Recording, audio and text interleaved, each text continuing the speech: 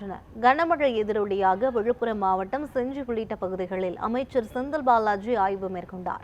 இதுகுறித்த கூடுதல் விவரங்களை செய்தியாளர் பரிமேல் அழகர் வழங்க கேட்கலாம். பரிமேல் அழகர், விவரங்கள் என்ன, பதிவு பண்ணுங்க. யுவராணி, செங்கல் புயல் காரணமாக தமிழகம் முழுவதும் 2 நாட்களாக தொடர்ந்து கனமழை பெய்து வந்த நிலையில், அதாவது பாத்தீங்கன்னா விழுப்புரம் மாவட்டம் செஞ்சி பகுதியில் தமிழக மின்சாரத்துறை அமைச்சர் செந்தில் பாலாஜி ஆய்வு மேற்கொண்டார்.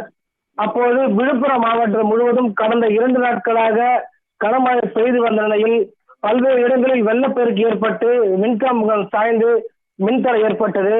இதனால் செஞ்சி சுற்று வட்டார பகுதிகள் மற்றும் செஞ்சி பகுதியில் பல்வேறு கிராமங்கள் என 3 நாட்களாக கனமழையால் மின்சாரம் துண்டிக்கப்பட்டு இருளில் இருந்தது.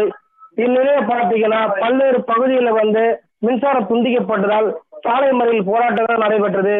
இந்நிலையில தமிழக மின்சாரத்துறை அமைச்சர் செந்தில் பாலாஜி செஞ்சி பகுதி, திருக்கடம்பூர் மற்றும் செஞ்சி பகுதி, தென்மைக்கல் பள்ளி பல்வேறு இடங்களில் நேரடியாக சென்று மின்சாரம் சரியாக வழங்க அவர்களுக்கு எடுத்து உரைத்தார். மேலும் அங்கு பணிபுரிய பணியாளர்களிடம் உங்களுக்கு ஏதாவது பிரச்சனை என்றால் உடனடியாக தெரிவிங்கள், மேலும் உணவு போல் கட்ட வருகிறதா, பல்வேறு குறைகளை கேட்டறிந்தார்.